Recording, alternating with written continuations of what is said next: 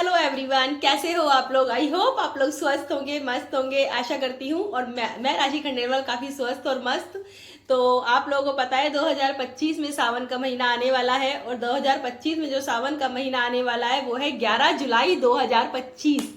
इस दिन से सावन का महीना स्टार्ट है। और जो शिव के भक्त लोग हैं, शिव जी के जो शिव से बहुत ही प्यार करते हैं, क्योंकि शिव हमारे भोले भाले हैं, वो थोड़ी सी पूजा से, थोड़ी सी आस्था से बहुत प्रसन्न हो जाते हैं। तो उनका जो ये समय है वो आने वाला है। इस टाइम पर लोग कांवड़ के लिए भी बहुत जाते हैं, कांवड़ भी बहुत लोग उठाते हैं। तो जो अब 11 जुलाई आ रही है, इस दिन से सावन स्टार्ट हो रहा है। और सावन में हम लोग व्रत कैसे करते हैं कि सावन, कई लोग तो जो सावन का व्रत करते हैं वो पूरा महीना व्रत करते हैं, और कई लोग होते हैं जो सिर्फ खाली सावन का सोमवार करते हैं।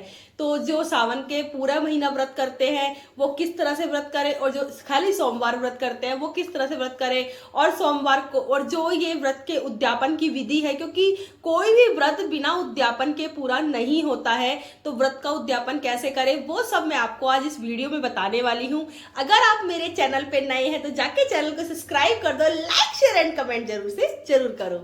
तो चलो अब सब कुछ छोड़ के पहले हम स्टार्ट हो जाते हैं।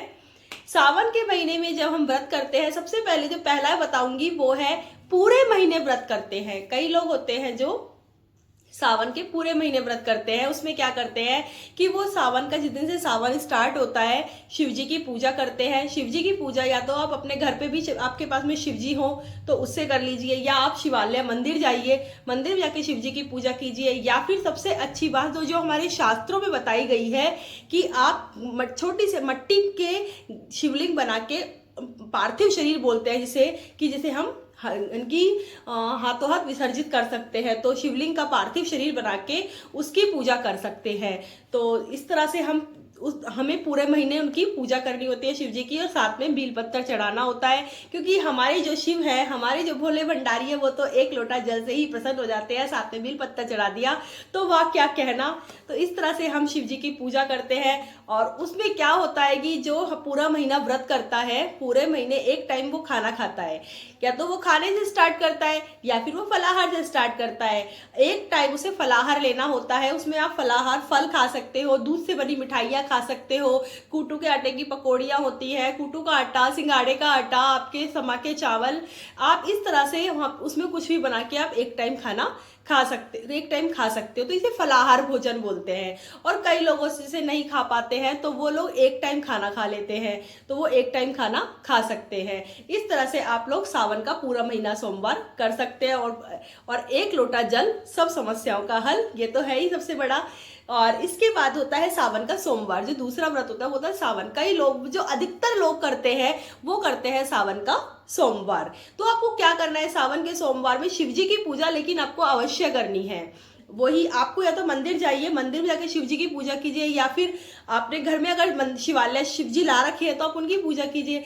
या फिर आप एक गमला लीजिए, गमले में आप एक शिव जी की पिंडी बनाइए, उसे आप वहीं पर रख, या तो आप उसे थाली में बना के रख सकते हैं, या फिर आप गमले में ही बना के रख सकते हैं। उसमें फिर क्या करना है आपको, वो पिंडी बना ली, फिर उसके ऊपर उसको आपको जल चढ़ाना है, साथ में बेलपत्र चढ़ाना है, कलावा चढ़ाना है, फल चढ़ाना है, दक्षिणा चढ़ानी है, दीपक जलाना है।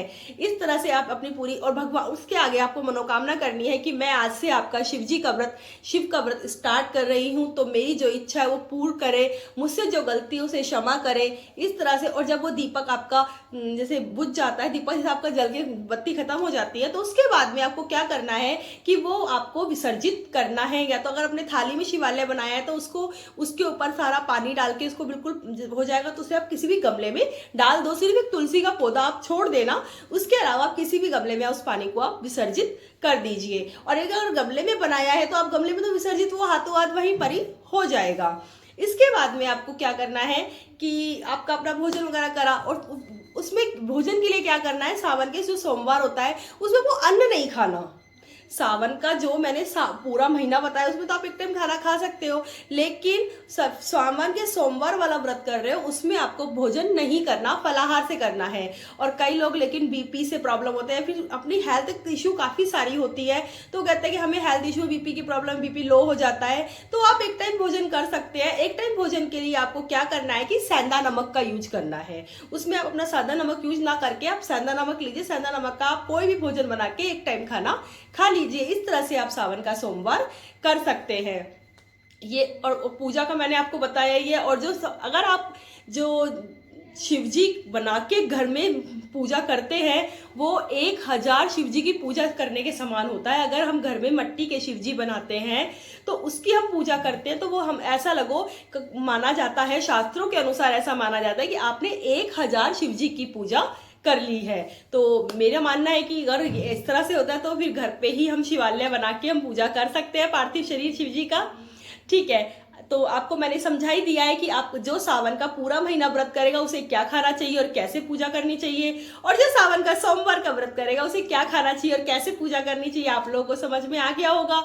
अब है हमारी बारी सावन के सोमवार यानी कि उद्यापन की बारी। अब वो चाहे सावन के सोमवार का हो, चाहे वो पूरा महीना आपने व्रत किया हो, लेकिन सावन का उद्यापन करना चाहिए। ये बहुत अच्छा होता है, क्योंकि किसी भी चीज का व्रत करते हैं उसका उद्यापन होता है तो उसका फल अलग ही मिलता है। तो आपको क्या करना है, शिव जी के लिए आपको एक जोड़ी कपड़े निकाल के रखने हैं और पार्वती माता के लिए साड़ी रखनी है और श्रृंगार का सामान रखना है।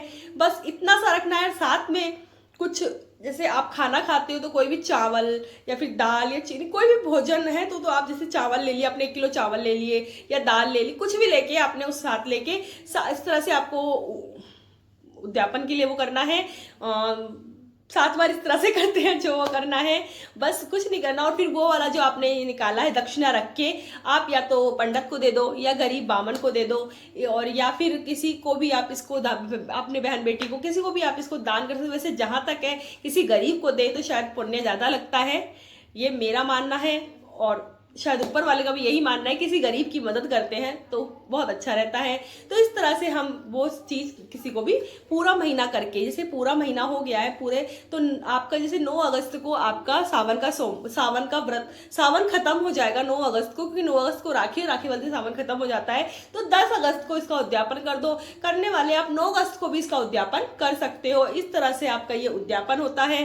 तो आप लोगों को मेरा ये जो मैंने शॉर्ट रूप में, अच्छे रूप में आप लोगों को बताया कि सावन के व्रत में आपको क्या करना चाहिए, कैसे खाना चाहिए, किस तरह से इसका व्रत नियम पालन करना चाहिए।